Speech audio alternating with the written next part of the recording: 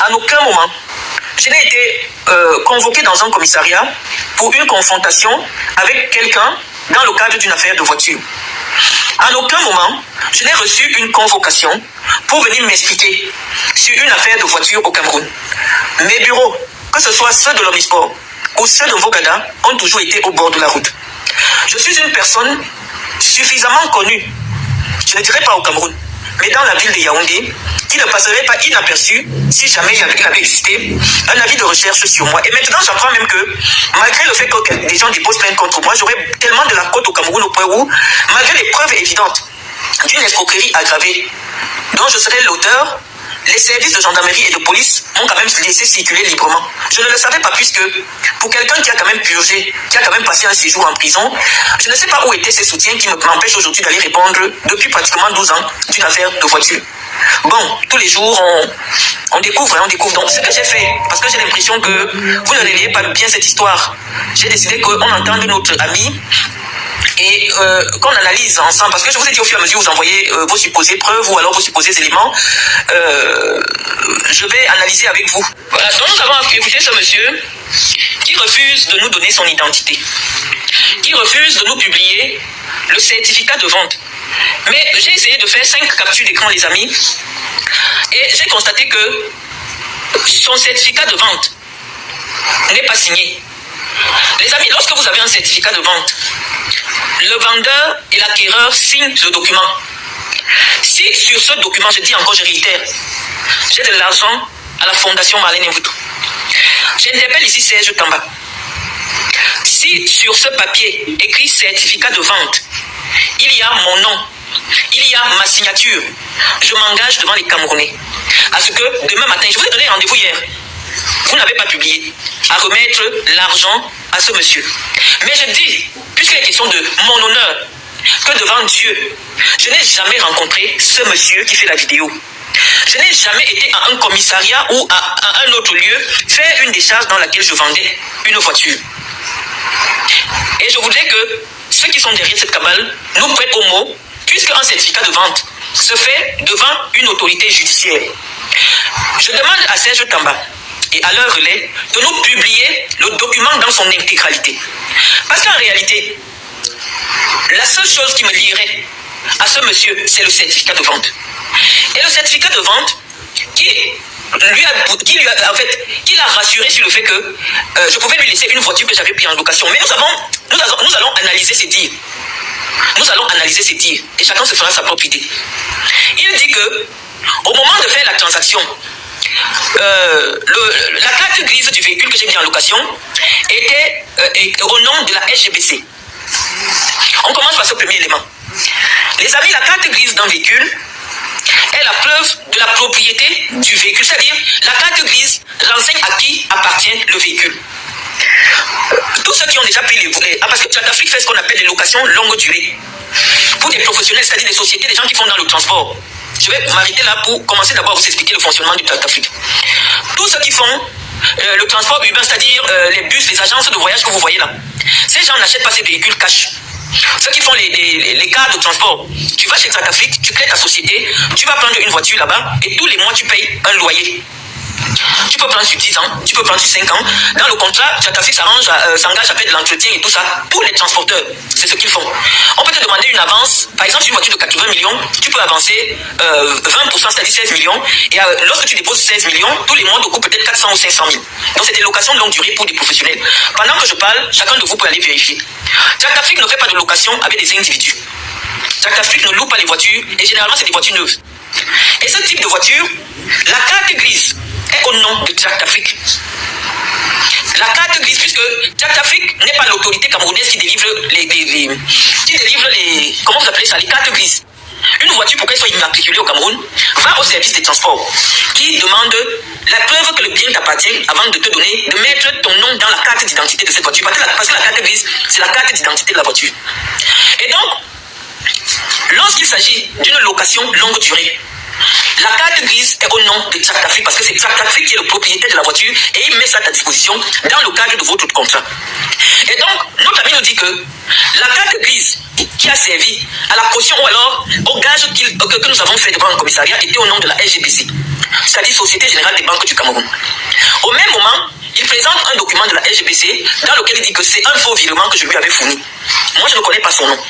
Donc, je dis que dès maintenant, pourquoi BNJ ne nous publie pas le certificat de vente qui va nous indiquer le commissariat, le montant que le monsieur me réclame, parce qu'il dit qu'il vient me donner mon argent, on ne connaît pas le montant. Combien est-ce qu'il m'a remis? Il m'a donné l'argent, quels étaient les contours, c'était un prêt, c'était mon show, c'était comment, je ne comprends pas. Mais moi j'ai dit, j'attends le document de vente, ou alors le papier que j'ai signé à ce monsieur, et je m'engage devant les Camerounais à lui remettre son argent. Le seul document qui peut m'innocenter pour cette humiliation que j'ai subie au Cameroun, et que je continue à subir, c'est le document du certificat de vente. Donc c'est juste en bas. Moi je peux m'asseoir ici, je sors un lot de papier. J'ai fait mes petites enquêtes, hein. J'ai fait mes petites enquêtes. Je peux m'asseoir, je montre un lot de papier.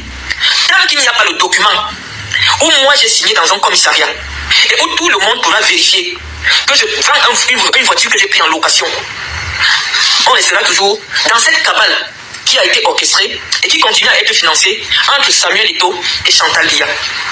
Aussi curieux, parce que moi je ne réponds pas encore, je me défends encore, je suis encore à la défense, je ne réponds pas encore. Parce que c'est curieux. J'ai été enfermé pendant 3 semaines dans les cellules de la PJ. Parce que quand ce monsieur vous dit que j'organisais le projet Aspire, la dernière fois que j'ai organisé le projet Aspire au Cameroun, c'est en 2009. Je pense que tout le monde peut vérifier sur Google. Et dans le cadre du projet Aspire, nous utilisions des 4x4 pour les tournées de tout le Cameroun. Et la personne qui était en charge d'aller nous chercher des voitures. Nous louons des voitures avec chauffeur, pas des voitures sans chauffeur.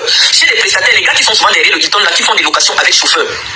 Il est ici sur ma page. Il s'appelle Joël Néoussi. C'est lui qui gagnait, qui prenait l'argent des locations des voitures. Il partait louer les voitures, il venait me le mettre. Après avoir fait le branding, c'est un infographe. Ceux qui voyaient les voitures à la tournée, j'ai remis à Yannick Yuta et à Joël Néoussi, un gars Bafan et un gars Bapa. C'est eux qui étaient en charge de louer les voitures. Je n'ai jamais fait, moi personnellement, une transaction de location de voitures dans le cadre du projet Aspire. C'est un marché que je donnais à 2 gars habilités qui travaillaient avec moi. Ils venaient me donner les voitures. Je ne cherchais pas à savoir où ils ont pris les voitures. Je prenais l'argent, je leur donnais. Je crois qu'ils ont entendu leur nom. Il y a de nombreuses personnes ici sur ma page, puisque Joël est ici sur ma page. Joël est aussi qui a travaillé comme comptable dans la boîte de nuit de Samuel Eto'o. Il sait que ce que je dis est vrai. Une négociation de transaction de voiture de location n'est jamais passée par moi. Non. J'avais des prestataires. Joël est aussi, il partait rencontrer les gens chez qui louaient les voitures. Moi, je leur donnais l'argent. Il n'y a jamais eu de contact entre un prestataire et moi. Et donc, jusqu'à présent, je dis, je laisse mes dires parce que après, on va couper mes directs. Si jamais ce que je dis est faux. Je demande à ce monsieur, je lui dis, quand on vient déjà sur les réseaux sociaux, c'est parce qu'on ne veut pas la solution à son problème. Mes bureaux sont ouverts au Cameroun depuis des années. Je n'ai jamais été une personne qui vit en cachette à Yaoundé. Mes bureaux sont au bord de la route. Mes bureaux sont à côté de la PJ, c'est-à-dire de l'autre côté du pont de la gare. Quelqu'un à la DPJ, il sait où sont mes bureaux. Tu tapes Google, tu dis où est la fondation Malène Mvoutou, tu demandes la géolocalisation, ça t'amène. Je n'ai jamais été quelqu'un qui vit en cachette. Toutes les fois, j'ai traversé les frontières du Cameroun. J'ai traversé les frontières du monde. Parce que si tu dis qu'au Cameroun, on m'a parlé d'Interpol, c'est que partout dans le monde, quand tu te présentes à un aéroport, on t'arrête. Je n'ai jamais été arrêté à un aéroport, soit disant qu'il y a un mandat d'arrêt contre moi venant de la part d'Interpol. J'ai voyagé partout en Afrique. J'ai voyagé partout en Europe. Depuis 2009, je n'ai jamais été interpellé. Et je dis que le cas de ce monsieur est intéressant. Parce que lui, il parle. Moi, je l'invite à venir sur ma page. Je ne sais pas s'il a une page Facebook. Pour qu'il y ait une confrontation directe entre nous. Qu'il montre le document, il indique le commissariat, le montant, et on voit le nom du commissaire qui a signé la transaction. Sans ces informations, on reste dans la délation, on reste dans la diffamation. Il dit qu'il a été porté plainte, qu'on m'a mis un avis de recherche. Et comme c'est moi, même si on m'arrête, non mais attends, cher, j'étais quand même enfermé dans les cellules du Cameroun. Mon arrestation a fait grand bruit puisque tous les journalistes disaient que c'est cette affaire qui m'a amené en prison. Non, en principe, mon plaignant qui se présente aujourd'hui dans les réseaux sociaux devait être au commissariat à la DRPJ là où j'étais enfermé pour qu'il y ait au moins une confrontation. Ce monsieur ne s'est jamais présenté. J'ai fait 3 semaines de détention en cellule. Il ne s'est jamais présenté pour dire j'ai déposé une plainte contre cette dame. Je vous dis que j'ai arrêté le projet Aspire en 2009. Et lorsque vous avez une transaction pour escroquerie, la prescription est de 4 ans. Ça veut dire que jusqu'en 2012, à tout moment, que ce soit dans le cas de l'abus de confiance ou je ne sais pas trop quoi, mais nous qui sommes des juristes, si ce qu'il dit est avéré, ça tombe sous le coup de l'escroquerie aggravée. Parce que malheureusement, je ne peux pas être détentrice d'une carte, comment on appelle ça, d'une carte grise au nom de la SGBC. Ça veut dire que j'ai fabriqué une fausse carte grise. Que ce monsieur vient nous dire, est-ce qu'il a remis la carte grise à Tractafrique? Puisque Tractafrique ne peut pas avoir une voiture qui lui appartient, c'est Tractafrique qui est concessionnaire, mais écrit SGBC. Tous ceux qui ont déjà loué les voitures chez Tractafrique savent que les voitures sont écrites Tractafrique. Allez chez n'importe quel loueur de voiture, que ce soit en Europe, que ce soit en Afrique, c'est le nom du propriétaire de la voiture qui est sur la voiture. Donc malheureusement, mes chers amis, il y a des gens qui ont décidé d'utiliser, puisque même quand le monsieur parle, on prend ma photo, on colle. Parce que l'idée n'est pas de trouver une solution par rapport à quelqu'un qui a besoin de son argent. Non. L'idée, c'est de salir quelqu'un. Et moi, j'ai dit, je n'ai pas peur de mettre mes mains dans la boue. Ma réplique sera la hauteur de ce que vous faites pour moi. Mais je dis, j'ai encore du mal à associer. Mais c'est quelqu'un qui me disait que reste tranquille, c'est Eto'o Fils qui est derrière cette histoire. Donc moi, je vais répondre maintenant à Samuel Eto'o. Samuel, il y a 5 jours, Justin Tagou m'a appelé, un très bon ami à moi, que pendant les élections, je vais afficher l'appel, pas son numéro. Puisqu'il m'a appelé, il voulait que j'en parle forcément. Pendant les élections, tu es allé le rencontrer. Tu lui as demandé un prêt d'argent de 87 millions de francs CFA en promettant de rendre dans 1 mois. Justin Tagou, président de club, patron de Afrique Média, un très bon ami à moi. Je sais qu'il te connaît parce que le jour qu'il t'a téléphoné, que vous m'avez appelé, vous étiez 2. Tu as pris son argent. Ça fait aujourd'hui 4 ans, tu n'as plus jamais rendu son argent. Tu as fait dormir des équipes dans son hôtel. Il a 4 hôtels à Douala. Tu n'as jamais payé. Il m'a appelé pour me le dire. Toi, tu es un malhonnête. Ça se sait, tout ce qui te fait de l'argent, tu n'arrives pas à le rendre. Mais moi, je ne suis pas en compétition avec toi, Samuel. Je n'ai jamais été en compétition avec toi parce que je n'ai pas le cœur de faire ce que tu fais. Tu viens de loin. Tu es sorti de la poussière, de la misère. Et pour arriver là où tu es arrivé, il a fallu que tu te battes. Il a fallu que tu te compromettes. Et dans tes compromissions, Samuel, tu as mis les mains là où tu ne devrais pas mettre.